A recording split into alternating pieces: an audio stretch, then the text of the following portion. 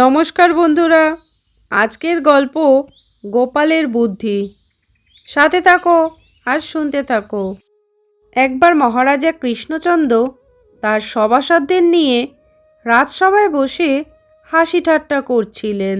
এমন সময় তিনি গোপালকে বললেন, গোপাল, আমার বড্ড ইচ্ছে হয়েছে তোমার হাতের রান্না করা মাংস ভাত খাওয়ার।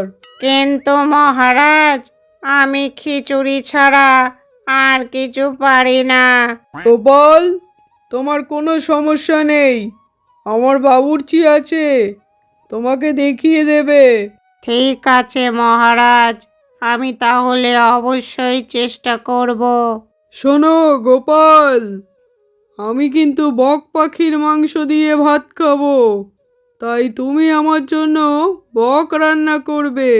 ঠিক আছে মহারাজ, আপনি যেমন বলবেন তেমনটাই হবে। পরের দিন দুপুরবেলায় বাবুর্চির সহযোগিতায় গোপাল ও বাবুর্চি মিলে বকের মাংস রান্না করে।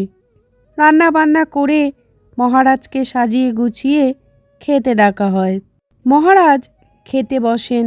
খাবার দেখে খুব খুশি হন। এরপর তিনি একটু খাবার মুখে দিয়ে দেখলেন বেশ সুস্বাদু হয়েছে। তাই তিনি প্রথমে একখানা রান খেলেন। দারুণ সুস্বাদু। তখন তিনি আর একখানাও রান পাতে তুলে দিতে বললেন। গোপাল, বকের রান অসাধারণ হয়েছে, আর একখানা আমার পাতে তুলে দাও। সর্বনাশ! মহারাজ যে আর একখানা রান খেতে চাইছেন, কিন্তু গোপাল যে হারে পেটুক, সে তো রান্না করার সময় মাংসের চমৎকার ঘ্রাণে লোভ সামলাতে না পেরে একখানা রান তখনই খেয়ে ফেলেছে। তাই ভয়ে আতঙ্কে কাঁপতে কাঁপতে গোপাল বললে, মহারাজ, ওটা তো বক পাখি ছিল। বক পাখির একখানাই পা থাকে, তাই একখানা পাই রান্না করেছি। মহারাজ গোপালের এমন কথা শুনে রেগে লাল হয়ে গেলেন। গোপাল, তুমি বড্ড ছোচা, কোন সাহসে একখানা রান খেয়ে ফেললে? এখন মিথ্যে কথা বলছো। গোপাল হাত জোর করে মহারাজকে বললে, মহারাজ, আমি এক তিলও মিথ্যা বলিনি। বক বড় হলে তার একখানা পাই থাকে। আমার সঙ্গে বিলের ধারে চলুন, দেখবেন বক সব এক পায়ে দাঁড়িয়ে। গোপালের কথা শুনে মহারাজ একটু মুচকি হেসে খাওয়া শেষ করলেন। তারপর পাইক বরকন্দাজ সহ গোপালকে নিয়ে বিলের ধারে চললেন। গোপাল বিলের ধারে গিয়েই চিৎকার দিয়ে বললে, মহারাজ, ওই দেখুন, ডান দিকে ঝোপের ছায়ায় একটা এক পেয়ে বক দাঁড়িয়ে আছে। মহারাজ কৃষ্ণচন্দ্র কোনো কথা না বলে হো হো করে হেসে উঠলেন। এরপর তারা বিলের কাছে এগিয়ে গেল। তবে মহারাজ কোনো শব্দ করলেন না। তারপর জোরে ২-৩ বার হাততালি দিলেন। ঘাসের ঝোপের ছায়ায় আরামে ঝিমুতে থাকা বকটি হাততালির শব্দে সচকিত হয়ে অনেক মানুষ দেখে চমকে গিয়ে উড়াল দিল।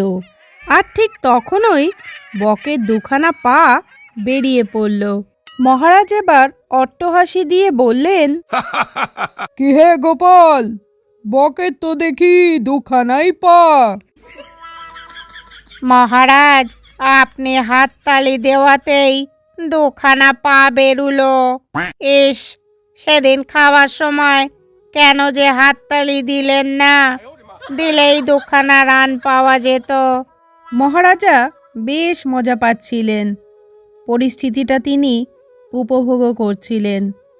তাই হাসতে হাসতে বললেন, গোপাল, আমি কি জানতাম যে হাততালি দিলেই দুখানা রান পাবো?